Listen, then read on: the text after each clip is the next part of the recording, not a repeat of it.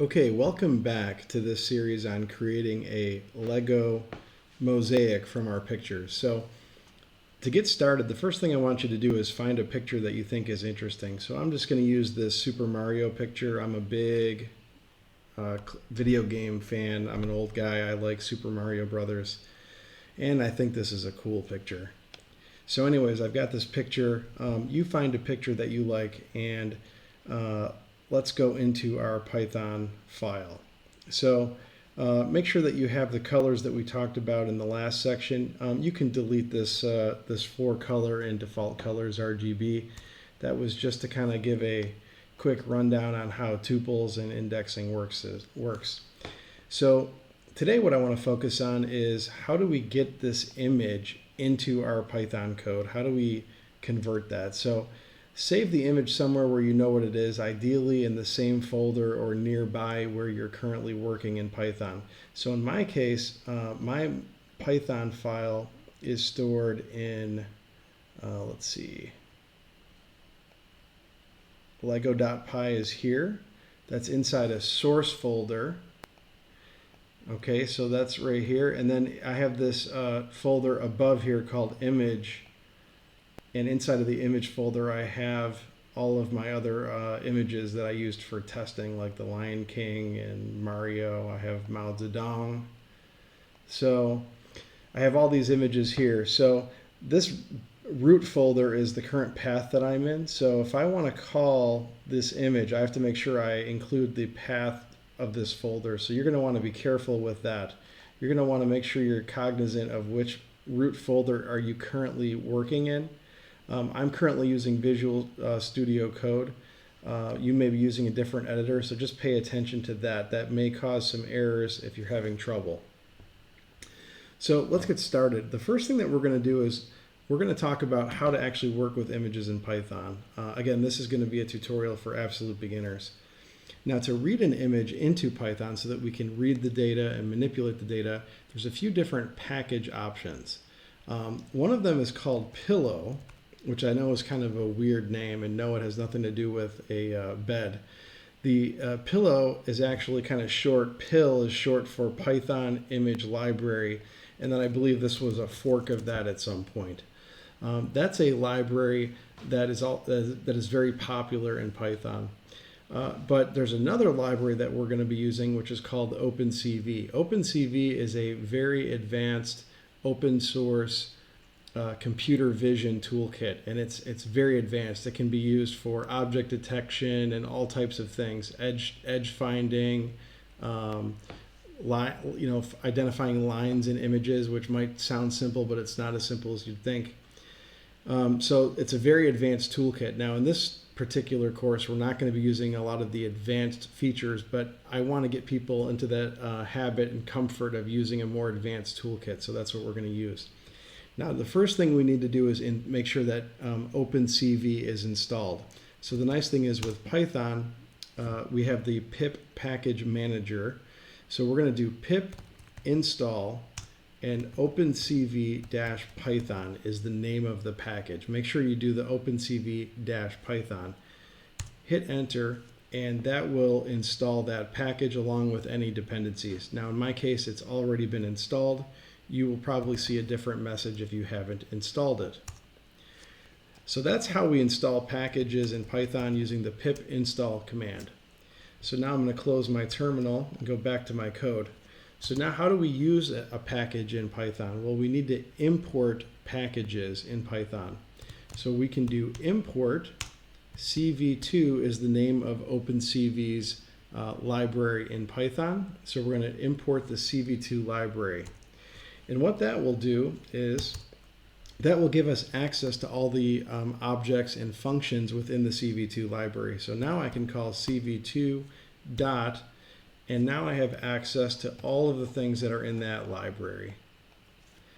Okay, so before we get started as well, we're going to start using this code for running and testing different methods, and we're going to want to be able to execute this file.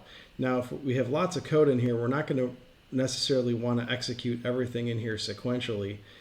So we're going to do a best practice, which is if __main oops, excuse me, if underscore underscore name equals underscore underscore main, and then 2 more underscores. And then I'm just going to put pass so that my syntax doesn't have an error. This is a best practice. So what happens is any code that we have in here that we want to run will run if I do print test. Okay, this code will run and it'll show test. But that's not really a best practice, because maybe we want to write code in here that isn't executed. If this was imported into another library, for example.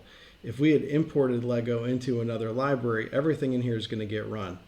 So a best practice is to do if underscore underscore name equals this thing here.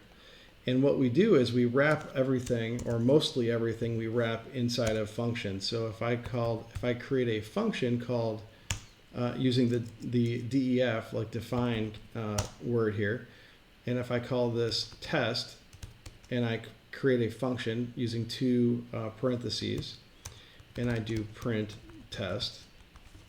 Now, if you'll notice, if I run this code, nothing happens. I don't get any output, because what it does is it runs through this code. It creates this definition for this function. This function is defined, but it's not run. But anything that I want to run will run using this if statement. So when this Python file is executed, the name of this Python file, this variable is set to underscore underscore main. That's a special characteristic. When whatever file you use to, whatever file is run by the Python interpreter, the main file is assigned this special name. So we can use this to create if you run this file, this is the code I want you to do. That's essentially what this is. It's like the entry point for our application. And now I can call test, and if I run this file, you'll see I do get the test output. And why do I have the output? Because as this code is executed in this way, this function gets defined. It gets to this line of code. It says, are you the main file? Yes. Yes, I am. Okay. Then I want to execute what's in this code block. So it says, okay, go ahead and run the test function. So then it jumps back to here and it runs this code. So that's a best practice. Instead of writing all of our code outside of this, we want to use this if statement as kind of a catch to make sure only the code runs when we run this file is what we want to run inside of this if statement here. Okay, so let's go back. So now that we have our CV2 library, we want to go ahead and open the image that's in our folder. So how can we do that? Well, what we'll do is we're going to create a variable. So we'll say image. Let's call this image. Actually, sorry, let's do it down here. I just got done talking about that as a best practice, and then I wasn't doing it. So we're going to say image is going to equal, and we're going to say CV2. So again, that's the library, and we want to access a function called imRead, which stands for image read, or read an image. And the parameter that it takes is a string, and the string is the file path to that image. Okay, so in this case, again, this is my root directory that I'm running my current path out of. So I need to call the image folder and then the file Mario inside of that. So I would call image/mario.jpg. Now, if Mario was not in this folder and just in the base folder, the same folder, I would just call mario.jpg. But in my case, it is inside of that subfolder, so I need to include this subfolder so it can find the path to that exact file. Another option is to use the complete full path. So I could do copy path, and this would be a complete path all the way from my root directory all the way through the system. This would also be valid code, and this is a little bit safer because it avoids any chance that you made a mistake. But we can also just use the relative path, which is this relative path here, image/Mario. Now I'm on a Linux machine. If you're using Windows, your path is going to use the backslashes and it'll look a little bit different, but the principle is exactly the same. So it would be like C backslash, desktop. Now, one thing to be careful about in Python is the backslash is a special character, and this is why Windows paths are kind of a pain in the butt, guys. The backslash is a special character in Python string. So if I do backslash something, this is interpreted as, this will be interpreted with an error. If you want to give a backslash, you have to do 2 backslashes. If you want to give a new line, it would be back end. That would create a carriage return.